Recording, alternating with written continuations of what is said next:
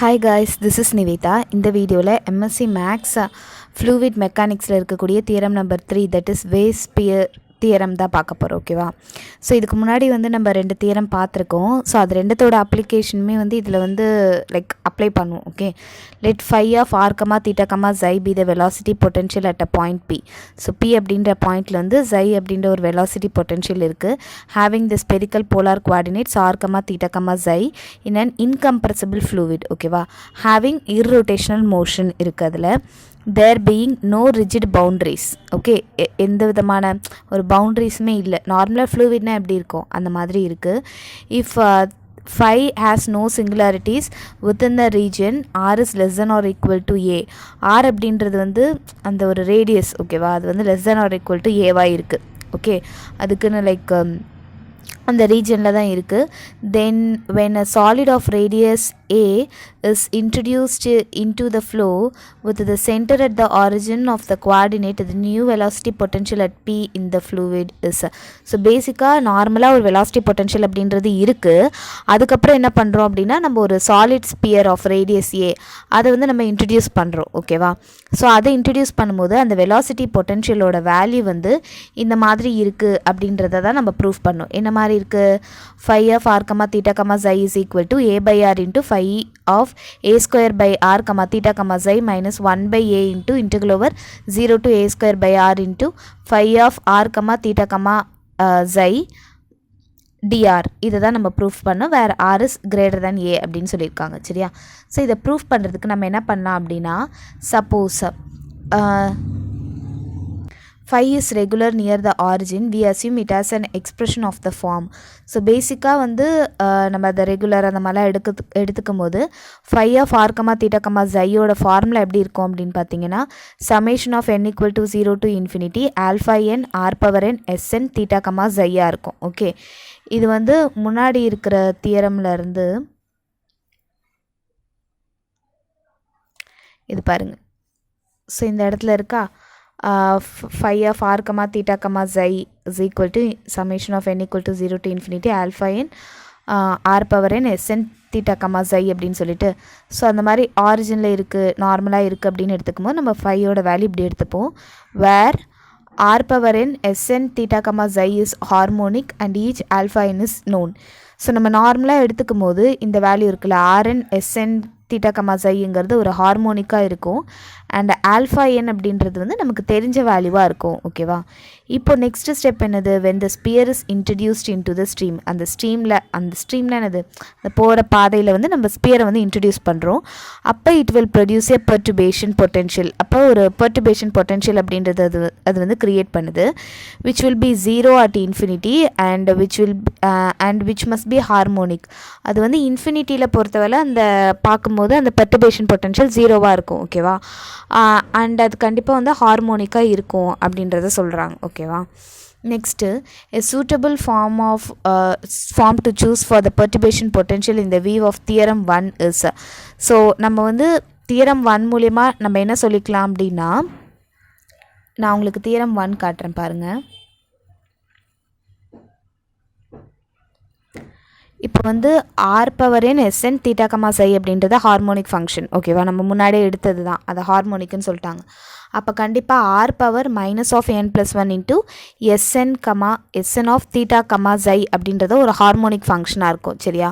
So இப்போ இதை base பண்ணி தான் நமக்கு என்ன எடுத்திருக்காங்க அப்படின்னா, இந்த தியரத்தில் எடுத்திருக்காங்க. இந்த இடத்துல பாருங்கள், நம்ம பீட்டா என்னன்னு எடுத்திருக்கோம். இங்கே பாருங்கள், summation n equal to 0 to infinity beta n r power minus of n plus 1 into sn of theta, xi அப்படின்ற மாதிரி எடுத்திருக்கோம். where the coefficients of beta n determine thus the new velocity potential P அப்படின்றது உங்களுக்கு எப்படி இருக்கும்?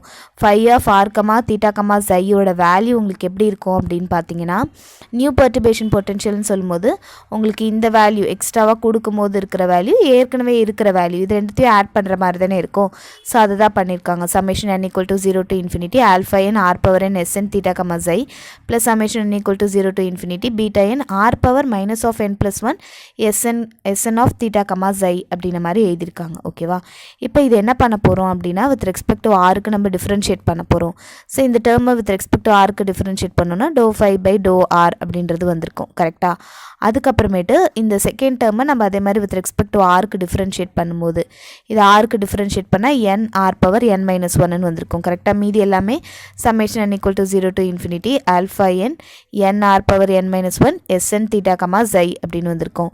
அதே மாதிரி இந்த டேர்மை நீங்க டிஃபரன்ஷியேட் பண்ணீங்கன்னா உங்களுக்கு என்ன ஆகும் minus of n plus 1 into r power minus of okay நான் அதை போட்டு காட்டுறேன்.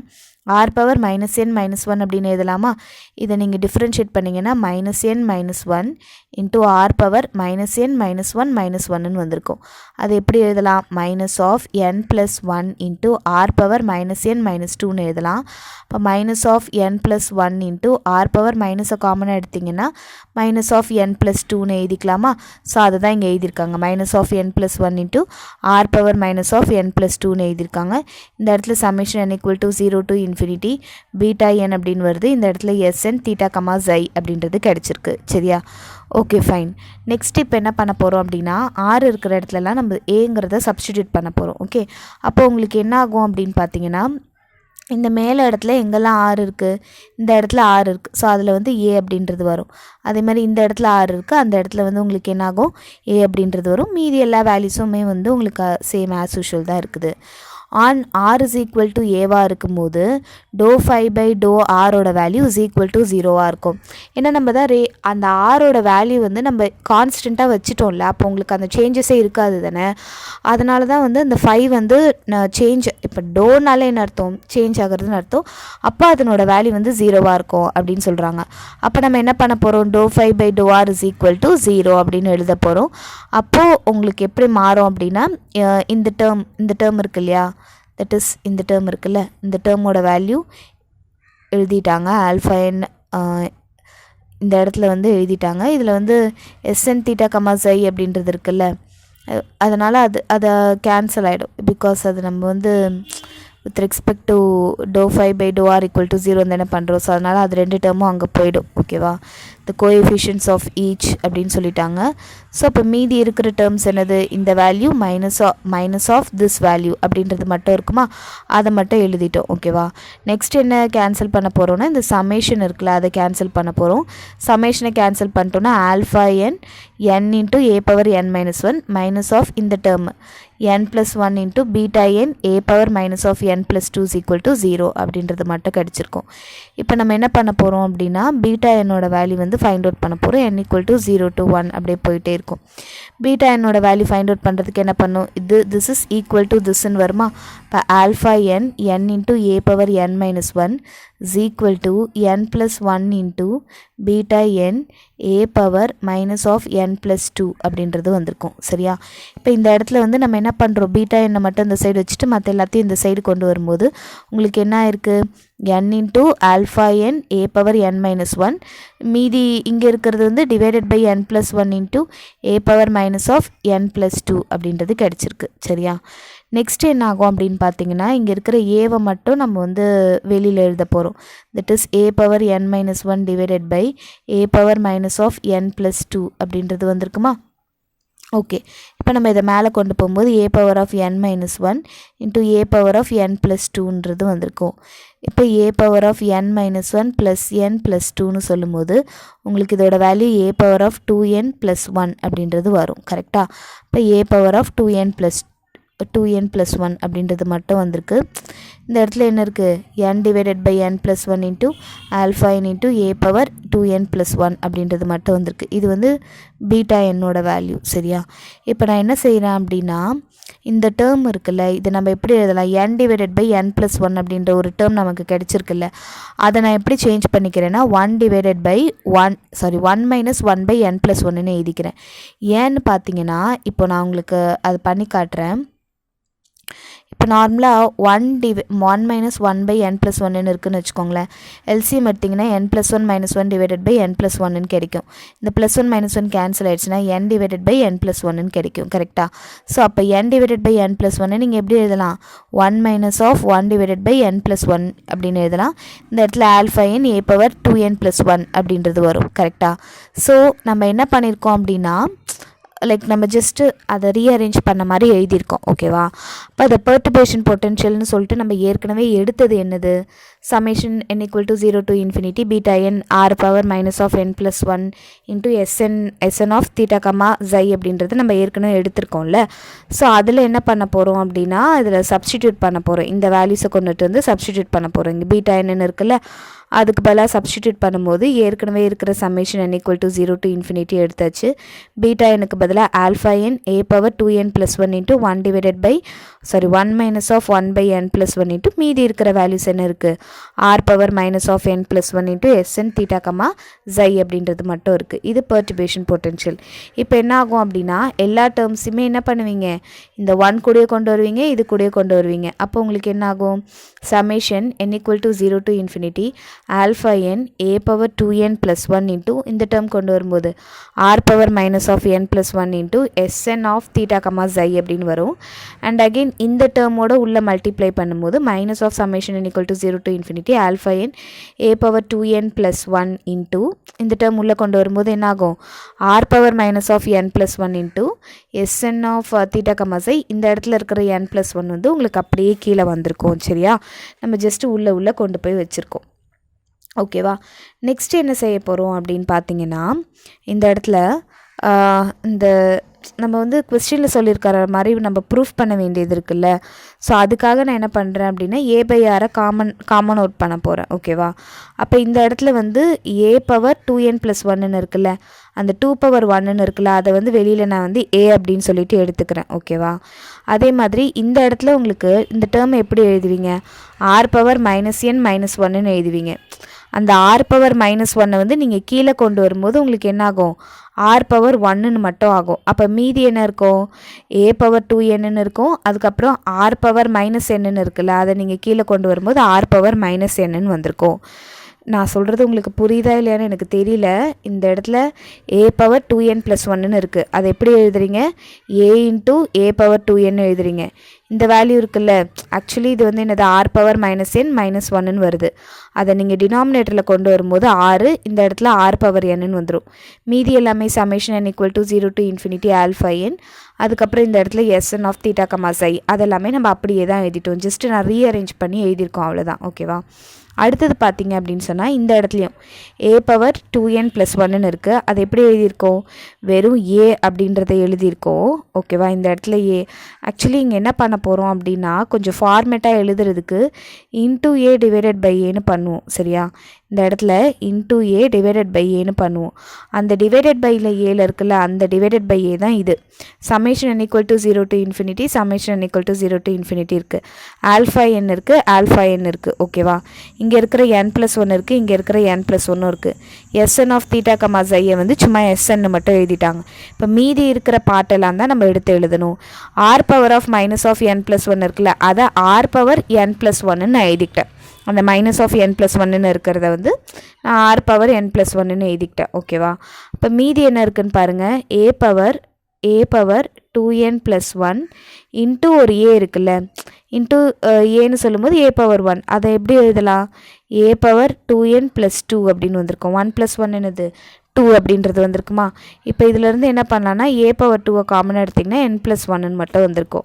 அப்போ ஏற்கனவே வந்து உங்களுக்கு r பவரில் n + 1 இருக்குது, இதுக்கும் பவரில் உங்களுக்கு n + 1ன்னு வந்துடுச்சு. அதனால தான் இங்கே என்ன பண்ணியிருக்காங்கன்னா a² / r n + 1ன்னு உங்களுக்கு மாற்றி எழுதியிருக்காங்க. ஓகேவா? நீங்கள் நல்லா இந்த பாயிண்ட்டை எடுத்து எழுதி பாருங்கள், உங்களுக்கே புரியும்.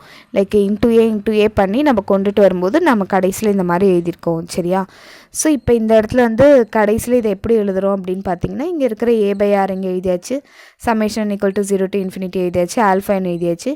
இந்த வேல்யூ எப்படி மாறுதுன்னா a² r பவர் nன்னு மாறுது. ஓகேவா? இன்ட்டு sன்னு. அதுக்கப்புறம் இந்த term 1/a into summation n = 0 to infinity α(n) மீதி டேர்ம்ஸ் எல்லாமே எப்படி இருக்கோ அதே மாதிரி வந்திருக்கு. சரியா? இப்போது நம்ம இதை சேஞ்ச் பண்ணி எழுத போகிறோம்.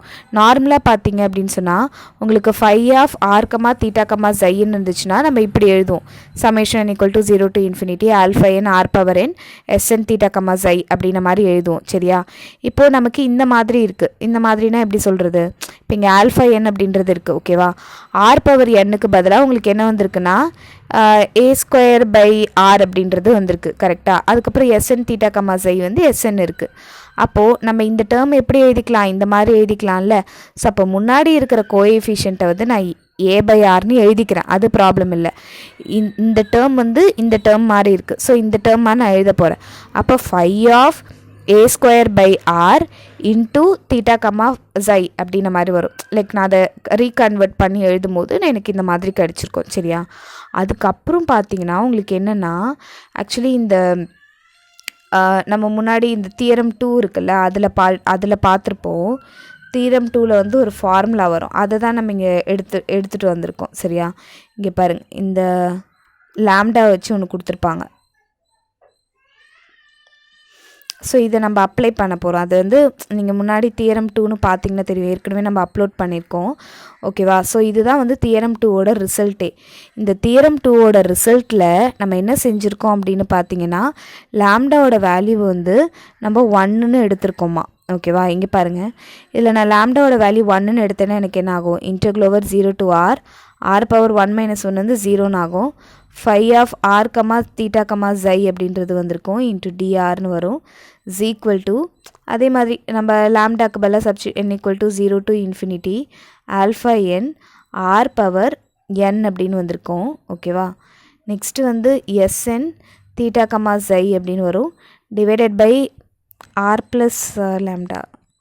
ரைட்ஸ். அப்போ வெறும் நமக்கு ஆர்னு மட்டும் வந்திருக்கும். ஓகேவா?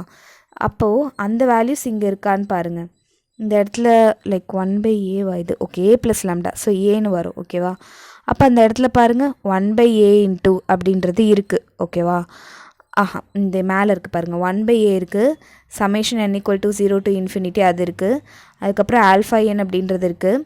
இந்த இடத்துல வந்து ஆர்எனுக்கு பதிலாக என்ன இருக்குது உங்களுக்கு? ஏ ஸ்கொயர் பை ஆர்ன்னு இருக்குது. இங்கே என்னன்றது இருக்குது. ஓகேவா?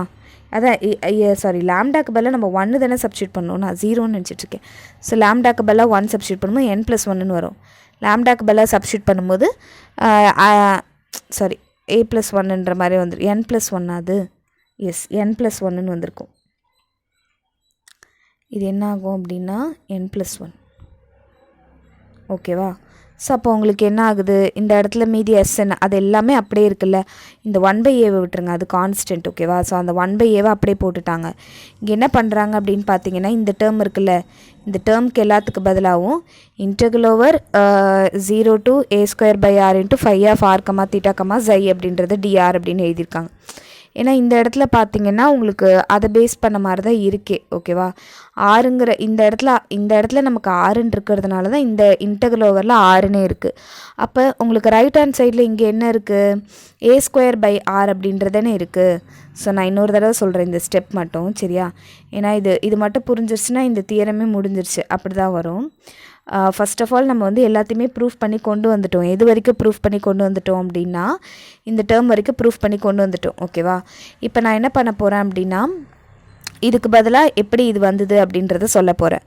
அதாவது நார்மலாக phi of r comma theta comma ஜைன்னு இருந்துச்சுன்னா summation n equal to 0 to infinity alpha N R power n s n theta comma ஜைன்னு வரும். சரியா? இப்போது இந்த இடத்துல பார்த்தீங்கன்னா எல்லாமே இருக்குது. ஓகேவா? அந்த ஏ பை ஆர்ன்ற கான்ஸ்டன்ட் இருக்குல்ல, அந்த கான்ஸ்டன்ட்டுக்கு பதிலாக ஏ பை ஆர்னு போட்டுக்கிறேன். இந்த இடத்துலையும் -1/aன்னு வருது. ஸோ -1/aன்றதை போட்டுக்கிறேன். அதெல்லாம் பிரச்சனை இல்லை. இப்போ உள்ளுக்குள்ளே இருக்கிறது பாருங்கள், summation n equal to 0 to infinity summation n equal to 0 to infinity alpha N SN வருது. இந்த இடத்துல ஆர் பவர் என்னுக்கு பதிலாக இங்கே ஏ ஸ்கொயர் பை ஆர் பவர் என்னன்னு இருக்குது. அப்போ நான் என்ன பண்ணிக்கிறேன்னா, இந்த இடத்துல ஆருக்கு பதிலாக ஏ ஸ்கொயர் பை ஆர்னு எழுதிக்கிறேன், தீட்டா கமா ஜைன்னு எழுதியிருக்கிறேன். ஓகேவா? ஸோ மேலே இருக்கிறதே தான் நான் ரீரைட் பண்ணி எழுதியிருக்கேன். அதே மாதிரி தான் இந்த டேர்ம் நமக்கு கிடைச்சிருக்கா. இதில் என்ன பண்ணுறாங்க அப்படின்னா லாம்டாக்கு பதிலாக 1 சப்ஸ்டிடியூட் பண்ணுறாங்க. இங்கே கொடுத்துருக்காங்க பாருங்கள், லாம்டாக்கு பதிலாக 1. அப்படி பண்ணும்போது தான் உங்களுக்கு இந்த வேல்யூஸ்லாம் கிடைக்கிது. அதை நம்ம இது இப்படி எழுதலாமா? அப்போ உங்களுக்கு என்ன ஆகும், r பவர் லாம்டா மைனஸ் 1ன்னு சொல்லும்போது பேசிக்காக 1 மைனஸ் 1 0ன்னு ஆகிடும். அதனால் இந்த டேர்மே இருக்காது, வெறும் இந்த டேர்ம் மட்டும்தான் இருக்கும். அதை தான் இப்படி எழுதியிருக்காங்க. Phi of r comma theta comma ஜைன்னு எழுதிட்டு இப்போ இந்த இடத்துல என்ன இருக்கோ அதுதான் இந்த இன்டெக்ரல் ஓவரில் வரும். அப்போ இங்கே வந்து a²/r இருக்குது. அப்போ இன்டெக்ரலுக்கு மேலே a²/rன்னு வந்திருக்கும். This is what you need to prove. ஓகேவா?